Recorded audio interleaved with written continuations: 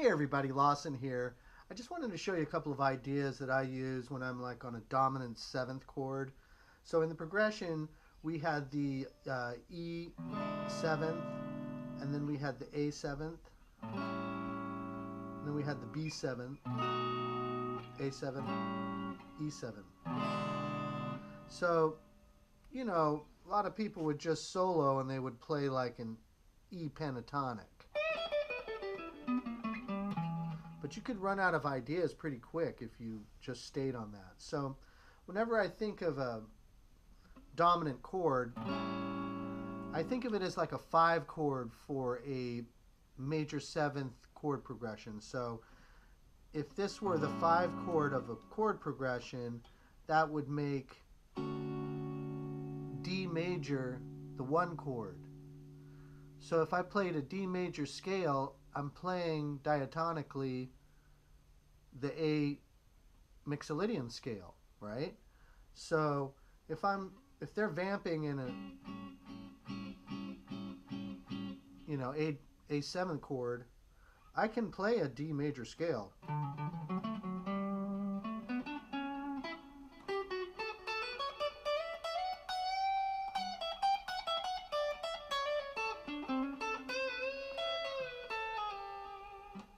That's actually a D major scale. So that's how you take the mystery out of it. You can learn, you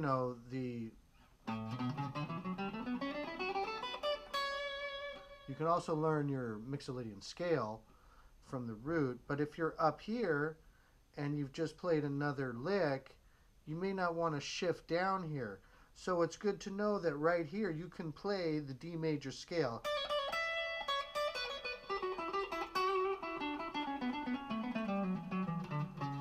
And you're still playing the mixolydian scale in A. So that's one trick I use a lot.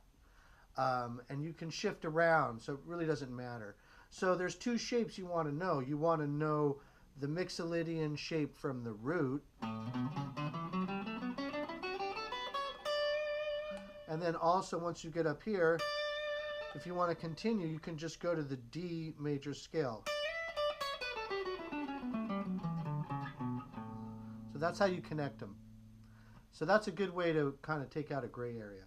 Another thing I do is like so for example, if this 1 chord in the D major diatonically for the 5 chord, which is our vamp chord, we can also use the 7th chord and we can use the arpeggio.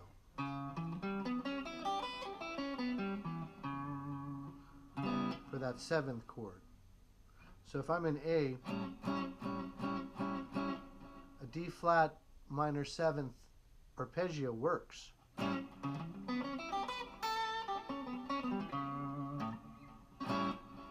So that's how you kind of think of it. So if you think of things diatonically, you can get a lot more out of it.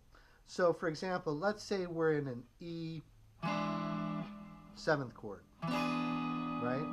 And we're way up here on the 7th fret. Now, if I want to stay in this position, okay, if an A major scale is the E mixolydian, that would also mean that the B dorian scale is also the E mixolydian scale. So a dorian scale in B, if I'm up here in E7th, I can play the B dorian.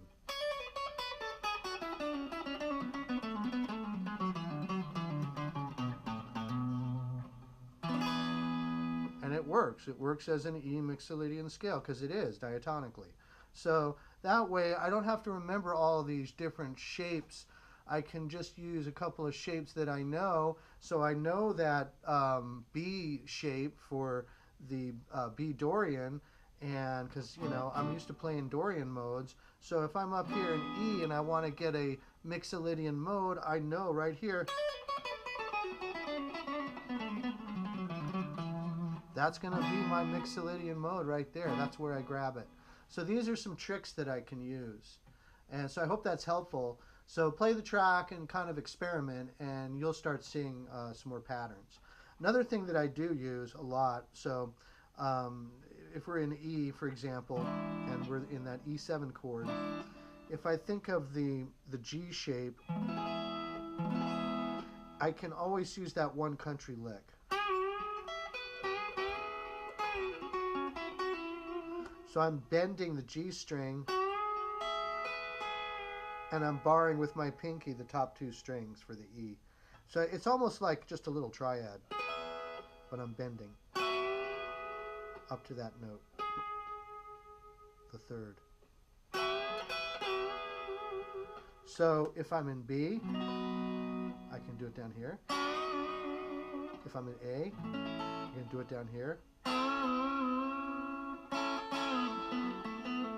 Or if I'm up in E, I can do it up here.